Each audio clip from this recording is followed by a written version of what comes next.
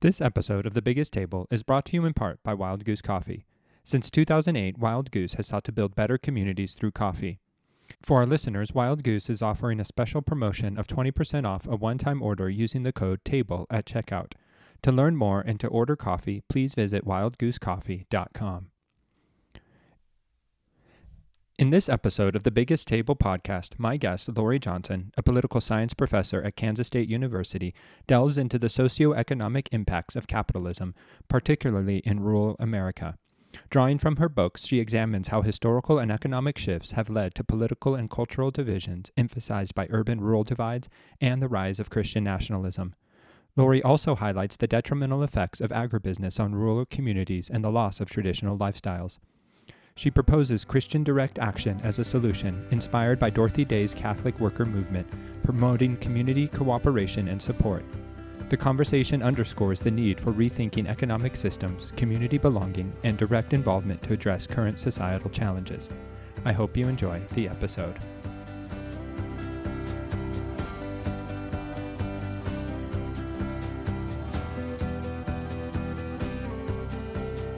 Hello, and welcome to another episode of The Biggest Table. I am your host, Andrew Camp, and in this podcast, we explore the table, food, eating, and hospitality as an arena for experiencing God's love and our love for one another.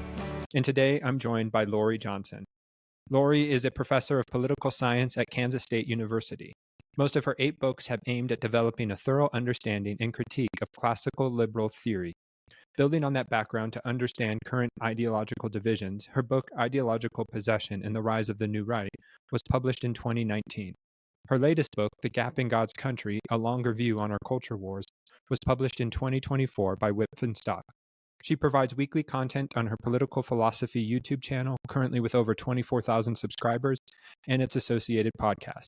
She is co-founder and president of the Morin Academy, which provides free and low-cost online classes and reading groups. She is also associated with John Paul II Catholic Worker Farm in Kansas City, Missouri. So thanks for joining me today, Laurie. I'm excited for your conversation. Like I mentioned, as we were getting situated, I loved reading your book. You and I connected through a mutual friend, Derek Vreeland, and I'm not versed well in political theory and its implications for, where we are today, but really appreciated and excited to have this conversation. Me too. Thanks for having me. And I understand your podcast is quite a bit about the food angle, as you said. And yeah, I listened to one of your podcasts where you interviewed Adrian. I forget his last name. Adrian Miller. Yes. Yeah, on soul food. And I really enjoyed that. I'm getting into soul food again because that's kind of part of my family background. My dad comes from Kentucky. So Adrian's right that white and Black people in the South both kind of like share that parts of that cuisine. Right. It also doesn't have to be unhealthy. So I was like, wow, finally somebody who actually is. So I really appreciate your podcast. Thank you very much. I really appreciate that. And so we're just going to jump right in just because I think your book speaks to this cultural moment we're in. And you sort of want to paint this broader picture that, we're seeing this rise of Christian nationalism and this right-wing populism. It's an issue for a lot of evangelical churches and just churches in general. But you want to point out that this is actually a symptom of a much larger problem. And so can you sort of give us a 30,000-foot view of what you mean by this? Yeah, I'll try. Yeah. So you'll notice when you look on those electoral maps, right? Mm-hmm. And especially the ones that break the elections down by county. If you look at one of those county by county maps that, red and blue, you'll find that the blue is concentrated almost entirely in urban areas in almost every single state. And that in any part of the country that is relatively unpopulated, is red. And so right away that indicates that there is a geographical dimension to our political divisions. And so, to understand why that is, you have to go back into agricultural history, a little bit of economic history. And so that's part of what I did in this book. And I covered the dynamics of the how the capitalist economy more or less, as it developed, created these periods of mass migration, of, intensive urbanization, and really kind of life-wrecking dynamics in rural areas, starting all the way back. At one point in the book, I go back even into the 17th century and Right. earlier to talk about the first development of this, where the lords were in England, was where I concentrated, because that's kind of where this all began. They kicked the peasants off the land because they wanted to make more money off of the grazing of sheep and things like that. Well, all of those people who had lived for centuries on the land and had basically provided for themselves, as well as giving up a lot of their produce to production to the lords in the feudal system, all of them were dispossessed over the course of several centuries, but in concentrated effect in the 17th century. And then they were just homeless, basically. They left their homes, their traditional, centuries old agricultural practices that had sustained them so that they could live without money, basically, on the land, either the commons land, basically, that they were allowed to farm. And they migrated to the cities, where if they couldn't find work, they were criminalized. All right. So this was sort of the first big mass migration, where the landowners were more motivated by the ability to make money off of rent. That created a market in rent, in which there were all these incentives to rent to the most productive tenant farmers who could pay them the most. The tenant farmers became very competitive with each other, and suddenly you have like the birth of capitalism.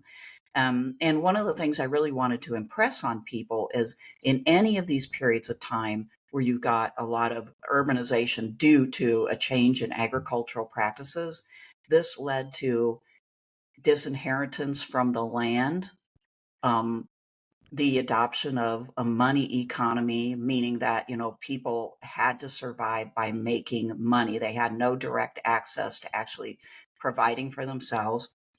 They had to go wherever the work was. They had to do whatever work was available, oftentimes leaving their families, splitting up.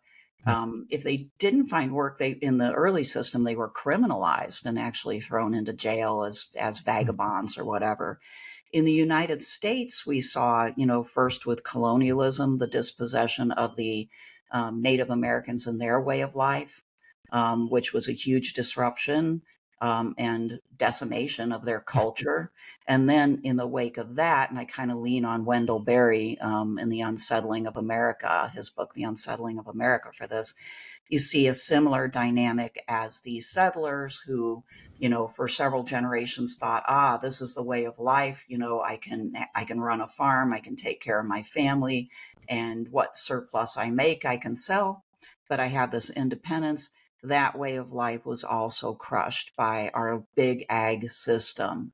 And that big ag system, which encourages farming huge tracts of land, the production of commodity crops, it has literally decimated our rural areas, broken up families, caused people to move wherever they need to do. And our economy is constantly changing. So these wage laborers and salaried people are constantly having to basically shift and change what they do for a living and retool. Well, all of that is just culture destroying, family destroying, community destroying. So those big events in our economic history, and particularly in our agricultural production, had profound effects on the way of life in rural areas. Small towns are just being destroyed, right? So that's putting a lot of pressure on people who still live in those areas and are trying to survive. And so I think that it's not that it's well articulated or even understood, but this creates a lot of anxiety and alienation on the part of people, not only who still live there, but the people who left and who tend to now live in these suburban areas, surrounding cities. They also are quite red in a lot of cases, right? Because they're the ones that whose lives have been radically changed. So I mean, I could go on, Yeah. but yeah. No, and that's what's interesting is that, because a lot of people have bemoaned the rise of this agribusiness and this large crop farming and what it's done to soil and, our foodways. But what you bring in is this perspective of what it's doing to our political ideology, our religious belonging, and, just community in general. And, you talked about this violence of dislocation and, Hmm. that it is, you know, capitalism for the good it does do. There's a lot of violence underlying it in a lot of ways, from the treatment of humanity, whether that's indigenous folk or African Americans. Like, a lot of violence has been done, but there's violence being done to the uh, small farmers who have had to relocate or lose their farms because of big agribusiness. Hmm. And also small businesses, all Yeah. the other parts of the rural community have been affected too. So now, when you go to a small town in Kansas, in the western part of Kansas, for instance, what you find in the way of a store might be a Dollar General. Hmm. The farmers that are in the area cannot supply their own people with food. You can't eat locally in a small town where you're surrounded by farms. There's very few services. The services are poor, like medical services are very, very poor in a lot of cases. Their educational system is bad because they don't have the tax base to be able to pay for one that's better. So they're oftentimes they're at just a serious disadvantage. And for people whose families used to be in these smaller kind of subsistence and diversified agriculture, there's a real big loss of identity. Hmm. And, we live in a time of identity politics where a lot of other people, minorities, women are like claiming, they want recognition for their identity. And I think this is, again, kind of unconsciously agitating people who've been affected by this massive change in our economy, because they also, too, want to have an identity, express their identity, and have their identity um, respected, and that hasn't happened in their view. And so they are getting more and more strident, you know, Yeah. and angry. And this is partly why it's an economic conflict, but it's also like literally a social, cultural, psychological conflict in which there's a great deal of just social resentment, and they do not feel as though they are being heard or listened to. Hmm. Now, at this point, things have gotten so like bad and out of control. It's kind of hard to, I'm sure, for a lot of your listeners to feel a whole lot of like empathy. Right. But I think we still have to try, because the only way out of this situation, whether they always have a good argument or not, is to try to understand how we got here. For sure. Yeah, because I think, like, when you talk about capitalism, you talk about this allure of capitalism that, if we follow certain rules, there's this upward mobility that is promised to us, I think, in America, and Hmm. you talk about, Leave It to Beaver, the TV show, um, and yet when that doesn't line up, and when you follow the rules in life, you don't live out the American dream. I think what you're getting at is that, these people who have been forced off their land or dislocated for whatever reason, they're now finding, hey, wait, what you promised me isn't happening. And so who am I in light of the loss of my identity, my community, my belonging? And so where do I Hmm. find this belonging? Right. Yeah. Milton Friedman and, the crew in the 1970s and 80s who really sold this new way of life and this new type of economy pretty strongly, actually presented it as almost a sort of ideological religion. Yeah. Friedman said, this is a new faith. And one of the more seductive aspects of this was that, people were taught to kind of like strive for that beautiful, perfect life, that sort of heavenly existence of the Yeah. Cleaver family, where the man could do work in an office, didn't need to get dirty. Ward Cleaver, for those who know Leave It to Beaver, the show from, I think it was in the 50s and 60s mainly. But he was the son of a farmer who left the land because he was like, this is getting very hard. This is difficult.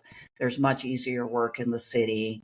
And I can provide for my family, and we can all like live very clean, tidy Yeah. lives, and the wife in this picture stays home, and she becomes the consumer of the family, right? Right. And this was sold as the beautiful best way of life. But I dwell on Friedman a bit in the book because this literally had kind of like it's like a false religion in a way. You've got this heavenly picture, right, of the perfect lifestyle. Then you're told that if you don't achieve that, it's because you have somehow more or less sinned against the system. You're not well prepared. You haven't made smart choices. You don't know how to pivot quickly enough. And or you're just not intellectually capable of dealing with it, and that's your fault. So Yeah. then you have to make amends by trying to figure out how to adjust. Well, I mean, if you can feel kind of like the lack of social bonding, even when I say that, right? Mm. That instead of saying we care about you, and if we're going to transform this economy, we need to actually like anticipate that you're going to be hurt and therefore do something about that. But because we care about you, basically instead people were blamed for sinning against the system and then kind of criminalized and put down if they had any of the pathologies that tend to grow up around this, like, I don't know, alcoholism, mental illness, drug Yeah. abuse, So it's been we have a very punitive view of failure, even though our society and particularly our government encourage that transformation in our agricultural system, which I tend to think is making us less secure. And the new way of life hasn't necessarily made anybody more happy. No. No. And there's that anxiety on both sides, and I think for younger people like myself who came into the workforce 2004 to 2008, um, it's been hard. It's been a challenge. For I think, both sides. And you do what I like about your work is you're not putting blame just on one side. You're saying, hey, both sides are at work in this, but how Mhm. from this, rural aspect, which, like you point out is tends towards conservatism, how did this then give rise to Christian nationalism or this populism that we're seeing played out today in the current administration? Mhm. Well, that is a big question because Yeah. I cannot nobody can totally answer that because No. this has a sort of psychological dimension that's hard to fully encapsulate. But one of the things that I do is I look at the psychological dynamics of cult formation. Okay. And you know how cults, and I don't mean this like to be people take this to mean I'm saying like all sort of like right wing churches are cults. I'm not saying that exactly, but I'm saying there are cult like dimensions to people's attraction to those types of churches. When people are attracted to cults, they're usually vulnerable, Mm. lost, looking for meaning, confused, and they will join a movement or a church or whatever it is because that movement or church is telling them that they have a lot of answers and that they can provide for them a sense of community and belonging and meaning and purpose and a direction, a plan, Yeah. in order to like get them out of their situation. And there are aspects to it that are always good. People do then when they join the political movement or the religion, they feel like they belong and they get social support, Yeah. right? In fact, I've talked to many ex-evangelicals or people leaving the sort of traditional evangelical church. When they leave that situation, they feel kind of isolated, abandoned. They're often ostracized. They lose they lose the sense of belonging. Sometimes they lose their jobs. I've talked to people who have, they got their jobs through their connection with the church. So then they lose their jobs. So, but anyway, I think once a person is in a movement or a group like that, there's a great tendency to want to stay, partly because of the sense of belonging, partly for fear of losing it. And then you become very susceptible to like absorbing messages that you otherwise might sort of question, you Yeah. know, like you could say, well, I like belonging here, but I don't think you're totally right about whatever it is, like Hmm. back in COVID period, it was masking that was a huge deal, and just anti, not wanting people to get vaccinated and such. And, normally a person might say, well, I'm going to look at everything myself and kind of make a decision for myself. But once you're in that situation, it becomes pretty hard to differ because everybody you're around says this. Now, as far as why pastors and movement leaders tend to like do this to people, it's because I believe that there are people in the world that basically know how to take advantage of the fact that people are vulnerable. So I focus in my book quite a bit on the leadership. I don't Yeah. blame so much the followers in this situation because they really are having problems. They're trying to find a solution. But I believe that the people at the top very often know exactly what they're doing, and they're aggrandizing off of it, whether it's a mega church pastor Hmm. that is obviously wealthy and is doing these things, or it's a political leader who's obviously not very Christian but is using the dynamics that I've talked about to get what he wants. Yeah. So other people would argue with me about that, but I would say that some of those leaders exhibit sociopathic tendencies, and they then basically see this great opportunity and they take it. Yeah.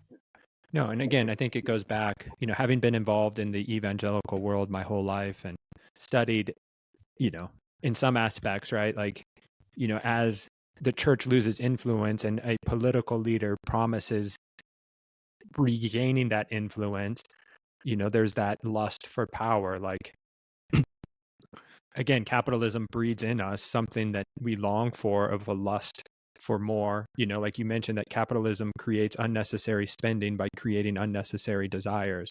Mm-hmm.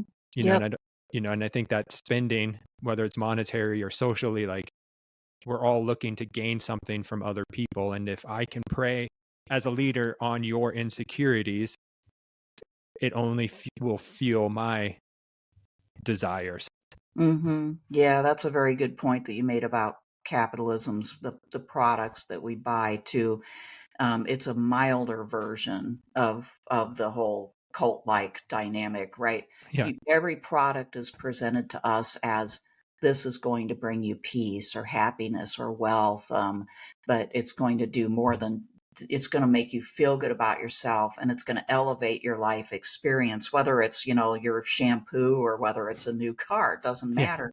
That is the way Madison Avenue was built, and basically it's promising us something that only God can provide, Hmm. right? I mean, that's a big point in my book.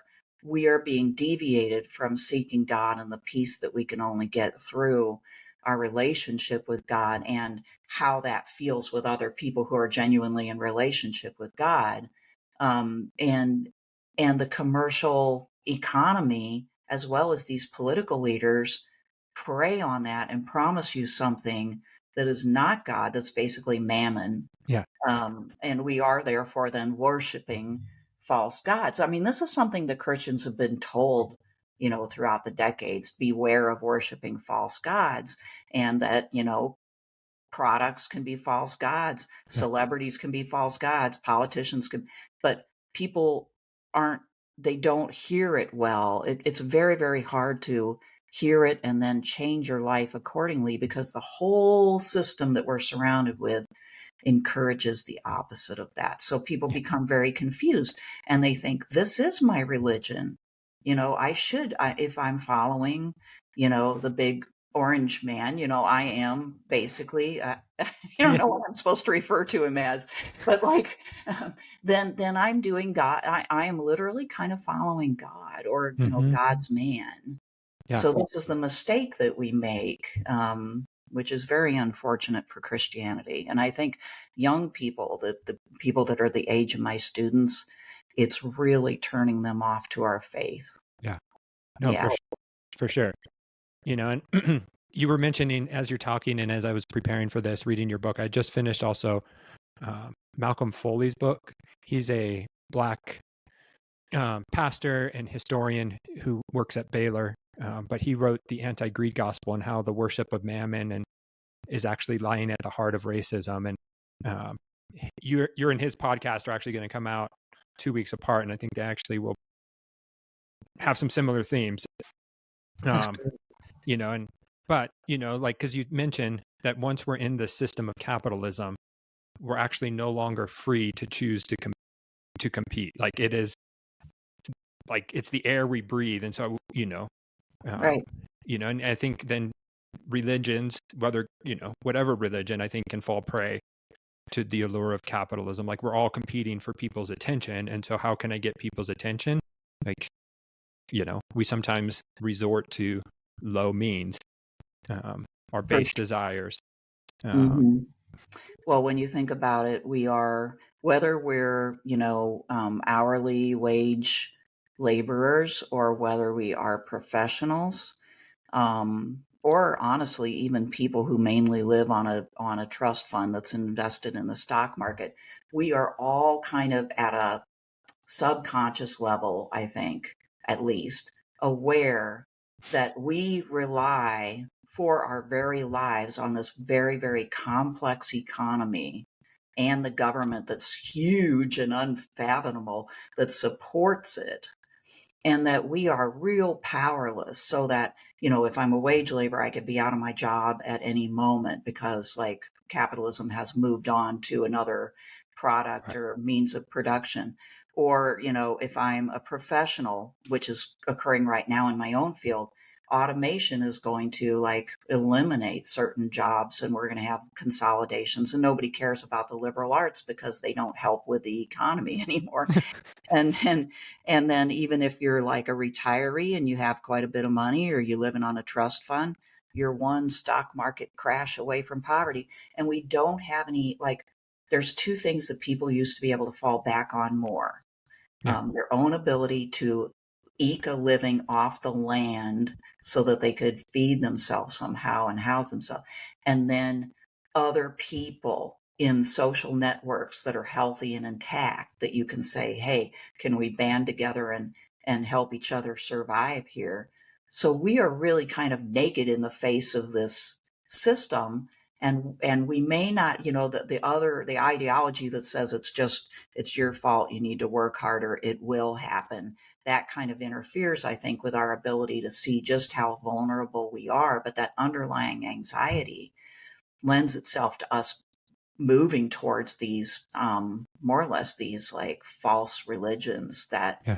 promise us this thing that we long for. No, it's true. And I think, you know, myself identifying more liberal, and, listeners, if you're more liberal, like we feel the anxiety, right? Like I sell wine for a living, and I just saw a news article right before recording this podcast that Trump is threatening 200% tariffs on, French and probably Italian wines, which would wreak havoc on this industry, right? Like, Mhm. and so my anxiety goes up, and so now my base desires are to blame everybody else, you know, Uh-huh. which will lead me towards further isolationism. So I think on both sides, we're fearing this anxiety of the loss and you know, the lack of control we have. Um, and so, Absolutely. Yeah, the lack of control that we have, and we can't seem to formulate a plan that can overcome it. So you feel like you're in this extremely vulnerable state.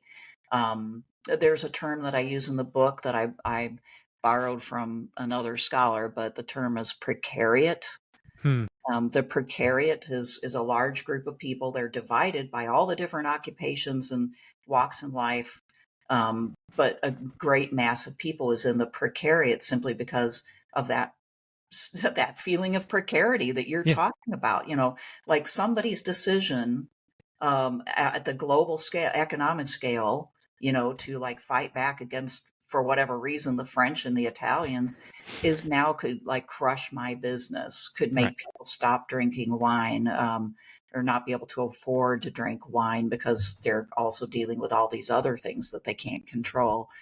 And yeah, like the anxiety and the alienation, you don't feel like you're a member of a community or a family if you literally feel like you're being attacked. Right. Yeah. Yeah. Yeah. So we're seeing it on both sides, but you thankfully don't leave us hanging, right? Like you do provide an alternative rooted, in Dorothy Day and the Catholic worker movement of, the early 1930s, 40s, if I'm remembering my Mhm. Dorothy Day history correctly.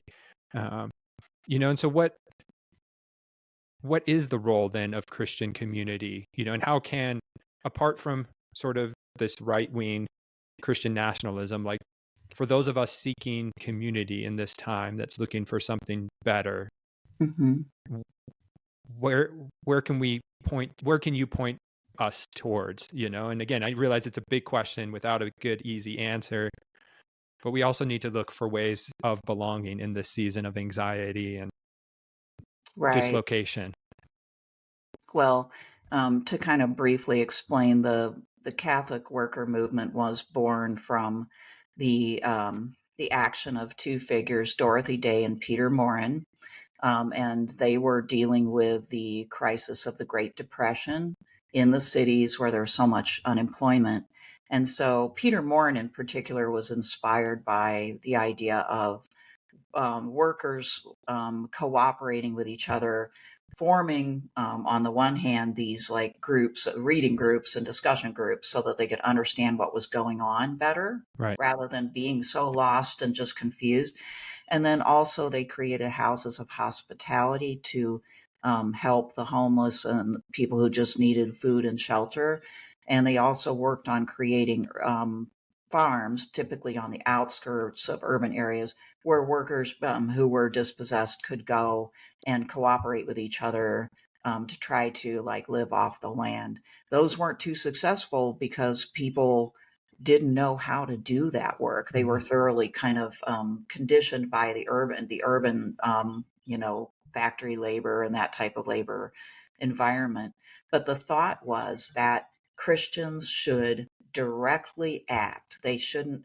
Not that this is not to badmouth government action, because I mean, I think it's going to become pretty clear that at this point in time we need government action to soften the blow of our economic system. But at that time, there really wasn't a whole lot of recourse to government, so they felt like they needed to do it themselves, and they thought this was the Christian responsibility. And so direct action. In fact, they lived in voluntary poverty. They Mhm. basically, sought what money they could to keep the operation going from other people, um, but they sort of embraced voluntary poverty in solidarity with the poor. Um, I think that no one should live in poverty. Yeah. So I don't think that anybody should glorify voluntary poverty. But I can kind of see where they were coming from at the time. So in my book, I don't argue that direct Christian action can substitute for what we are basically losing right now with the peeling back of all these programs of support, because there's so many people now in our society, they're sort of barely hanging on, that the withdrawal is just going to make too many people. We're going to be in a situation of where a lot of people are going to need a lot of help. I don't think that just Catholic worker communities can do that, but I think that they're a model of what Christians should do and how they should think in a situation like this. So, churches, and I place quite a bit of emphasis on churches, I believe for a long time they've sort of succumbed to this idea that well, we can write a check to the church Right. and then the church will, pay for services, or they'll, we'll have a food bank or something like that. And that's our Christian action. Whereas what we really need is first of all, we need to, like, actually in our churches, we need to support ourselves, each Hmm. other, which we do not do very well. No. We do not. No. We come to church, we worship, we go home on a good week, right? Yeah. And we don't, like, think of each other as people who can, like, come to each other's aid and work together and share. So we could be doing that.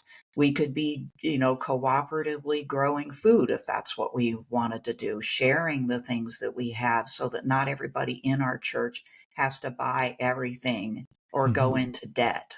Yeah. Um, if we can, maybe we should be asking somebody to live with us, to come into our home. Right now, I have a person living in my basement apartment that is trying to pay off his student debt and is wouldn't be able to ever do it without basically having some free rent, some sort Yeah. of uplift, right? And in exchange for that, he gives me some help with running my household, with, mowing my lawn and stuff Yeah. like that. So if you can do things like that, these things are harder to do in the sense that you have to deal more directly with other people. And I think that's why because we're so alienated now and we're so used to, well, you should just have the money to pay for that, or I'll give you money to pay for that, that we're uncomfortable dealing with other people. Yeah. And then the next level of that type of action would be trying to run some sort of house of hospitality, or a warming center where people can come every night and sleep if they're out and homeless. And actually, part of the tradition is personalism, which is literally you've got to see these people not as charity cases, but as your fellow Hmm. human beings, somebody that you would want to be in your church, somebody that could be a productive member of your community, especially if you're helping each other out more and you don't need money as much. Then a poor person is just as valuable as a rich Yeah. person, Right. you know? So if you take money out of the equation, suddenly they become valuable and not somebody to look down upon. And I do think that Christians need to do that. And I just challenge them to do it in any way. They don't have to go big, right? The Catholic worker, kind of like dedicates their life and risks their future in order to live in voluntary poverty in a Right. hospitality. But you don't want to put them up on a pedestal and say, oh, well, they're the saints, they'll do the work for us. We need to think about what we can do in where we're at right now to change this dynamic so that we are working with each other. If Mm. I could depend more on my church, my fellow church members and my neighbors, I wouldn't need as much money. I would feel more security. I wouldn't feel so precarious. And maybe I wouldn't be as likely to join some sort of, kind of like ultra radical right wing movement that is basically an anger and resentment movement Yeah. as a result. Wow. Um, Again, there's so many themes that you're touching on that I think of what Malcolm touched on of, like the solidarity, we, like you said, we write checks to the poor or we write checks to a food bank, but we don't think about the issues of hunger and the systemic problems with the system. Hmm. Or we go and we serve the poor for a day and then we come back. And again, those are good steps that I think Yeah, beginning steps, right? Like I don't want to minimize those steps, but how do we move towards solidarity with people? right. So that Maybe it's doing one thing, like proposing to your church to do a cooperative daycare center, right. or reaching out to one neighbor and saying, hey, would you like to work on this? I've got a backyard, you don't, would you like to grow some things here with me? Hmm. I don't know, there's so many different possibilities, and I do think that church leaders ought to try to encourage that and coordinate it rather than having individuals kind of haphazardly go about it. As good as those steps can be, Right. great if we could organize more. For sure. Yeah. Um, because, again, if we as Jesus followers take Jesus's words and the words of the New Testament author seriously, like there is a desire that God's people share things in common so that no one is lacking or no one is needed, that there's equality, equal distribution of resources. And, Right. like we say as evangelicals, like we're people of God's word, but when it comes to the economic issues of belonging, it seems like we sometimes have a harder time wanting to enter more fully into that. And I speak as one who struggles too with it, right? Like, I have a family, I have young girls. Like, what does it mean to take care of my family, but also then look towards the larger community and, Hmm. and not sacrifice one for the other? Those are big questions to ask. Right. Yeah. I mean, maybe for those of us who do have a decent income, maybe it is to, in effect, I mean, for some people, to give less of it to nonprofit organizations Hmm. and to keep some of it and use it directly to provide, you know, in your own home or elsewhere for some sort of community need. A lot of times we, select what we're going to give our financial resources to the nonprofit for the not just for the tax deduction, but it seems to have this aura of legitimacy around it that we've Right. adopted, where it may be that your some family member needs a place to stay or could use a car that you could buy, or Yeah. so there's also that, right? But I think that the thing that gets in the way, as you pointed out, first of all, like we're all so pressed for time because we all have to work full time now. Right. To the partners in the marriage, both of them are working, right? And I'm not an advocate of like the traditional family, coming back. I'm not an advocate of that. Right. But I would just point out that, the economy at a certain point during the Cleaver era gave us the potential advantage that, people could work half time Yeah. and then they could spend the rest of the time taking care of their family and maybe once again being able to take care of their extended family, which people used to do, right? Right. If and and now we can't do that. So then, but we've got this money that we've made. So then we give that to somebody else to try to take care of people. So I it's tough. It's tough to make any sort of change because of that, because you don't have a lot of time. And I guess that's why I say to start small and Hmm. just try something. The other obstacle is, honestly, we just don't want to do work. Hmm. If you worked all day, and then you're being asked to, work, whether it's, tending a garden, Yeah. or taking care of somebody's kid, Hmm. or, spending 4 or 5 hours with somebody's elderly parents so they can go get some shopping done, or whatever it is. That is uncomfortable, not just because it might sometimes in physical work, which is particularly unattractive to us at this point in time, but also because it's like, again, dealing with other people. We have this opposite tendency that's happening in our society where it seems like especially young people are just holding up in almost complete isolation Yeah. because it's become so uncomfortable for them to just deal with even calling somebody on the phone. So, asking them to make a connection with people, talk to them, work with them, that's super hard. But Right. I would challenge people to do it because it's literally life changing. And if Hmm. you want to meet God, you will meet him in your neighbor and in the people at the warming shelter, the homeless shelter, or in your home when you invite them in. Yeah. That's where you can meet God. I mean, there are other places you can meet God, but that's a pretty primary way. And so and as you adjust to dealing with other people, they change your life and Right. you're exposed to new people, new ways of life, new thoughts. And it's exciting. Yeah. It's scary, but it's exciting. No, for sure. Yeah. Like in this era where we're all looking for belonging, whatever side of the political spectrum, the religious spectrum we're falling on, we're all looking for belonging. And I think what you're pointing out is that our belonging is going to be found when we actually reach out beyond our comfort zone, invite those people we may not otherwise think we would belong to, and see how they may actually, to see Jesus in them. Like, Jesus is going to show up for us in that stranger. Yes, and Jesus will show up for them in us. Yeah. And then, your relationship with God will be more cemented, and that better relationship with God is our shield against being susceptible to these ideological movements, to the worldly temptations to, go off on these very dangerous tangents. My dad, if you have the time, I will give my dad as an example of this type Yeah. of thing. He is almost 98. He'll be 98 in April. Oh.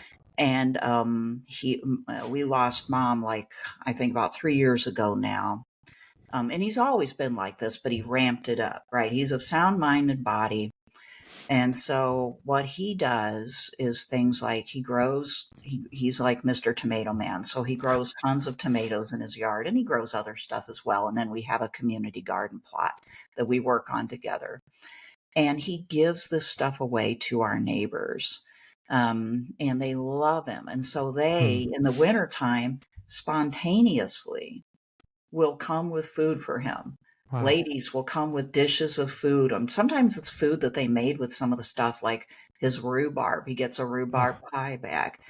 He goes around to, there's a hospice in town. He routinely 2 or 3 times a week goes over there and has conversations with people in hospice and at the assisted living facility that are having a very hard time with getting people to visit. And so, he's, in other words, he's constantly developing relationships. Now he wants to go down and have at least one weekly meal with the people who we have, like a weekly community meal program in a centralized location. Yeah. And what he wants to do is go and sit down and have a meal with them instead of serving on the other side, which is good too. Yeah. But he wants to actually, like, have conversations with them because he finds that to be, like, fun and interesting. So he's a model for this type of thing. His life has been so enriched that I literally think that's why he's still alive. Right. And at 98 to be able to go out and find life, like that's so cool. Like, may we all be your dad at 98. Yeah, he's my role model, and he lives right next door to me, so I get to see this every day. It's amazing. And his life is full, and he still has joy, even though he's combating old age. His hearing's not as good and so on, but it's what keeps him going. Wow, that's so cool. So yeah, again, a small step, and like you said, he's amped it up even with the loss of his lifelong partner, to what joy. No, Right. thank you for sharing that story. Yeah. Yeah, I love him very much. And our community is a little bit stronger and tighter because of that. And the more that we know each other, the more we'll respect each other and not demonize each other. Right. No, it's true.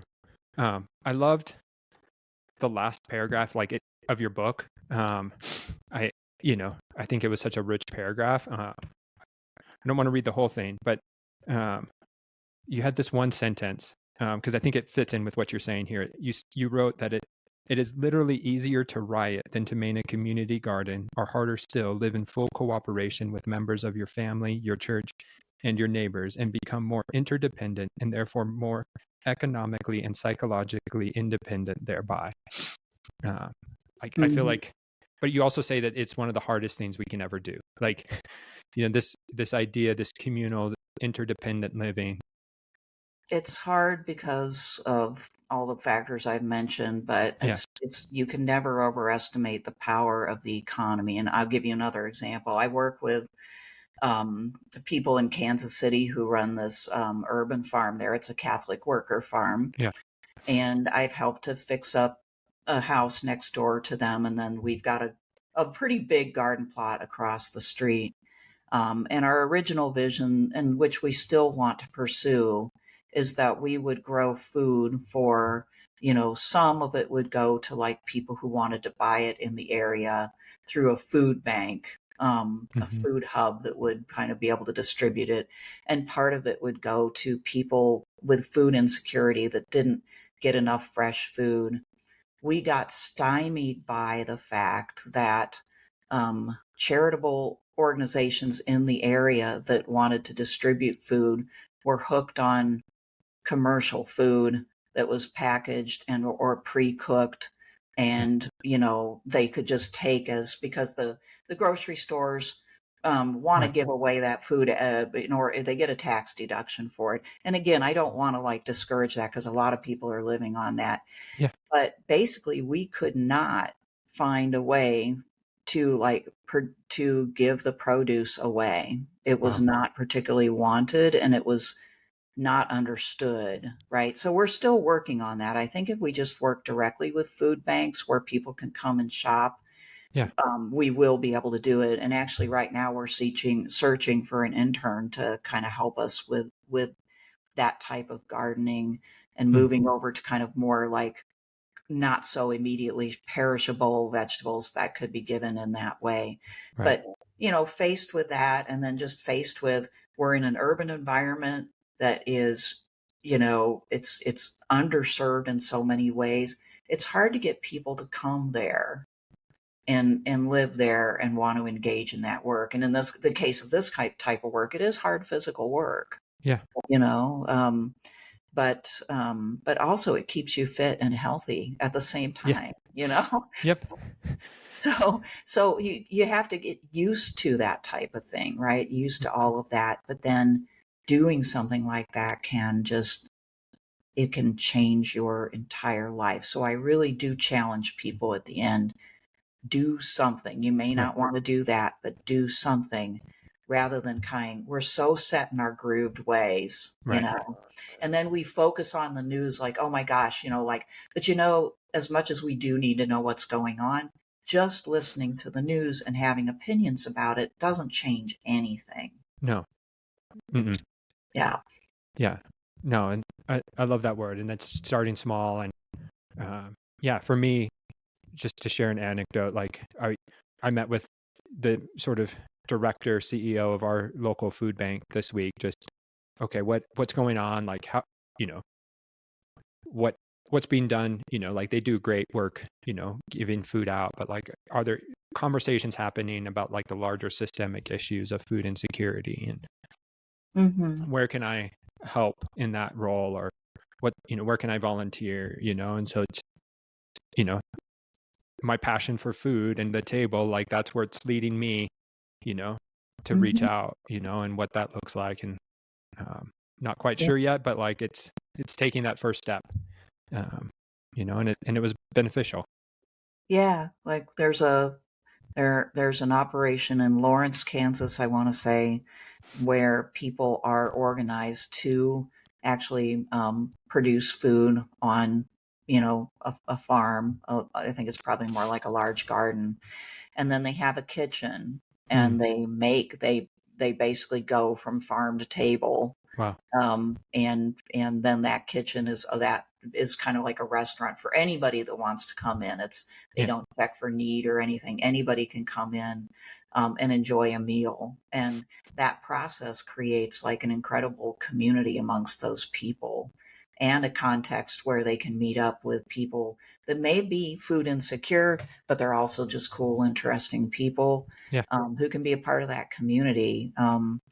So that kind of thing is, I would encourage, right? And maybe like churches actually organizing that type of arrangement rather than just taking, canned goods. And we Yeah. often give like the worst food to the poor. Yeah. Empty calories, full of processed. Mm. Yeah. And again, how to address the bigger issue of giving them food that is healthy, and then allowing them to choose, giving them the freedom to choose and to be a human being who has agency in the matter versus, hey, here's what we have. I don't know what you can do with it, but good luck. Exactly, right? Like asking them what they want first, and it needs to be culturally sensitive too. Right. So if you live in a largely Hispanic area, you should make sure you know what you're growing, and you should be including people in the area in the decision making and in the production of it, Right. right? Yeah. Yeah, yeah. So Yep. a lot of times we don't do that, and in our food drives, we're like, "Oh, here's a can of beans, here's some tuna," whatever, or, things that are just completely junk food Right. too. Yeah, it's demeaning to people to treat them that way. It Yeah. really is. It So is. we need to become more sensitive to that. What you give people in the way of food, what kind of table you present to Yeah. people, it tells them what you think of them. Hmm. And that's where that solidarity, I think, that word just keeps popping up. The idea of being in solidarity versus them being just a charity case or, a Mhm. place we write a check or serve for a couple hours. Uh, Right. And but then all of that type of activity builds actual community, which is the first step towards rational organization yeah, against major political upheavals, right? right. Like, unless you have that cohesion and you really understand each other and you understand the problems that you face, how will you ever organize against, the destructive things that are occurring right now? Hmm. Where do you have to start there? Yeah. Nope. This has been a lively conversation, a lot to unpack. I think more that could be said. Really appreciate your wisdom. But it's a question I'd love to wrap up with, and I've asked all my guests. What's the story you want the church to tell? Mm, well, I like that early church story, right? When Christians were first starting out and they didn't have a lot of money and they were persecuted, they were a minority, Hmm. um, and they really did have to help each other, and brave situations um, and that they couldn't predict and that were often pretty dire. But Yeah. they believed enough in what they were doing that they persevered. They had a direct relationship with God, that spurred them on. And I think we need to reconnect to that. And we need to feel that we are like them, that Mm. we aren't just members of an organization where we get sort of served a message and it's almost like we're clients of a Yeah. church, receiving absolution and then going home, but that we are literally like them. And more, we're in a situation of adversity because for the most part, people either think that they either think badly of Christians because of the political dynamics in our country, or the Christians that we do interact with are not interested in this and are kind of almost hostile. Yeah. Well, they are hostile in some cases. And so we are kind of like a smaller group, that is living in very difficult times that may even lead to persecution if you disagree enough with what's going on. Yeah. We should reconnect with that old kind of like daring, convicted Mm. mentality, and start relying on each other. Yeah. Yeah, like, um, yeah, I don't know what else to say. I just feel strongly that we've moved away from that Hmm. and that we need to get back to it and remember how tough these people were and they were even willing to risk their lives. Yeah. Yep. Yeah. No, for sure. I love that word. And then some fun questions, to wrap up about food, since, I love food. What's one food you refuse to eat?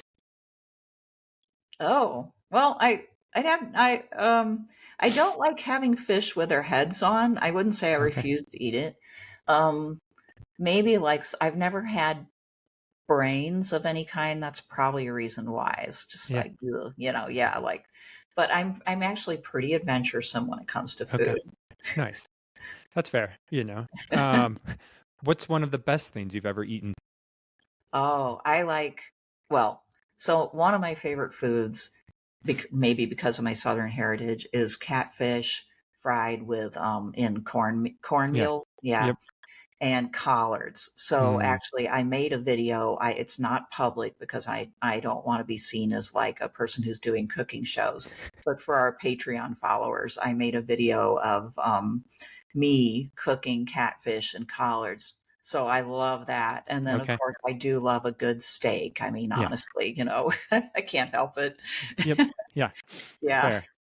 And then finally, there's a conversation among chefs about last meals, like as in if you knew you had one last meal to enjoy, what would it be? And so for Lori, what might be on your table if you knew you only had one last meal? Man, that is tough. I actually think it might be it'd be the catfish, the collards with the bacon and balsamic vinegar. It'd probably be like a side of okra. Hmm. And I don't know, honestly, a very good cocktail. Yeah. Okay. Yeah. Or maybe a great beer, maybe an Okay. IPA, but yeah, or two, if the Yeah. case would For be, if it sure. was my Yeah. last meal. Gotcha. Do you have a spirit of choice for a cocktail? Like, do you venture towards one side or the other? Or I like gin and tonics for a yeah. cocktail and anything that's kind of like also herbal. I don't like sweet. I don't really No. like sweet drinks. And I will take a straight, scotch or whiskey Right. too. I don't like a lot of like mixtures with a lot of sugar in them. No. I also like a good like red wine like Pinot Okay. Noir or, Yep. or something like that. For sure. And then IPAs are like my favorite beers. Okay. Fun. Do you have a favorite IPA, like local or national? Um, No, the Tallgrass local brand here has some decent IPAs, and there's Okay. one called 8-Bit that I kind of tend to favor, but like I'm still roaming around trying to, find the best IPA. Yeah. No, I'm with you. A good IPA. And some friends, some other wine reps. We were just gathering yesterday, and they had 4 bottles of Pliny the Elder, Hmm. which is from the Russian River Valley Brewing Company, I believe. But it was just it's a highly sought after, limited allocated um, IPA, but just so clean and crisp. And you're like, oh, a really good IPA that's done well is Oh, just, what was it called it's again? called Pliny the Elder. Okay, I'm gonna have to remember that and give it a Yeah. try because we have a local store that gets an awful lot of.